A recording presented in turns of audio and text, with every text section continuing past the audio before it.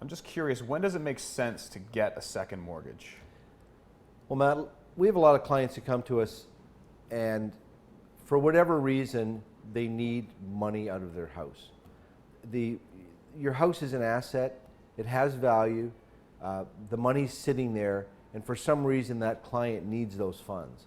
He needs them for, in most cases, it's a debt consolidation issue, or they need the funds for something else. They need to pay off a debt to a friend or a family member. They've got reason they need to put their hands on it, X amount of dollars.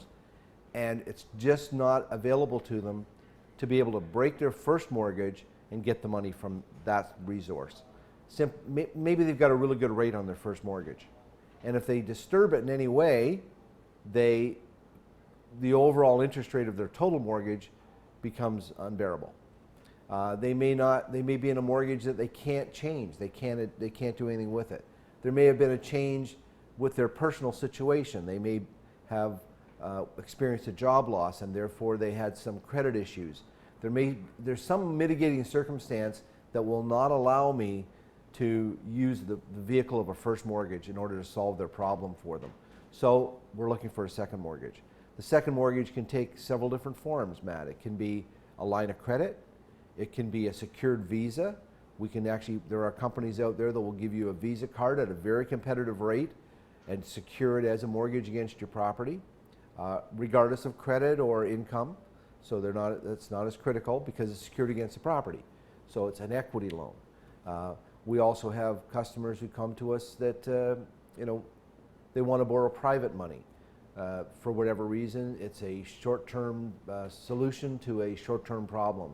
So we get them the money until such time as either their situation improves or changes, or they're now the first mortgage becomes due, so that they can now open it up and add it to their first mortgage.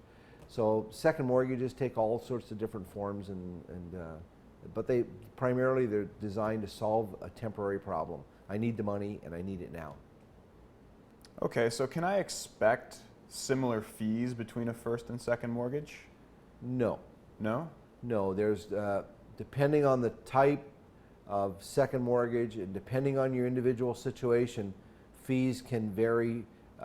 There may be a broker fee, there may be a acquisition fee, there may be a lender fee, a setup fee, an additional lawyer fee.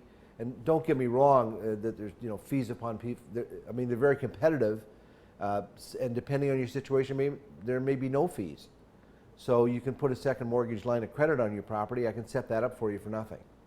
So depending on your situation, the more difficult it is to get you the money, the more likely you are to pay a fee. Okay, and that difficulty is determined by a lot of different factors. Could be the type of real estate we're putting the mortgage against. Is it commercial? Is it a rental property? Your own personal situation. Are you self-employed? Are you unemployed? So each one of those variables will determine not only the interest rate you pay on your second mortgage, but the fees and costs that you're going to incur to get that mortgage. Okay, so along with the fees, the interest rates might also be different between a first and second mortgage too. That's right, and simply because if we go back to the explanation of what a mortgage is, a first mortgage, in the event the property is sold, the first mortgage gets paid first, the second mortgage gets paid second. So in a down market, there's more risk that the second mortgage holder there's going to be a shortfall. If the property is sold, there won't be enough money to pay out the second mortgage holder. So risk is determined, the higher the risk, the higher the interest rate. So the more you borrow against your property, the higher the interest rate is going to be. The less sellable or the less value of your property, the higher the interest rate you're going to pay. Your income or your ability to pay it back, if it's weaker, then you're going to pay a higher interest rate. If your credit has been bruised or damaged in some way, then you'll pay a higher interest rate. So each one of those things will determine what your interest rate is going to be on a second mortgage, Matt. Well, that's really great info. I much prefer knowing that up front than having to wait until closing and see all the fees that spring up on you then. Well, that's right. Well, under the Financial Securities Commission of Ontario, as a broker, I'm legally bound to explain all the fees to you.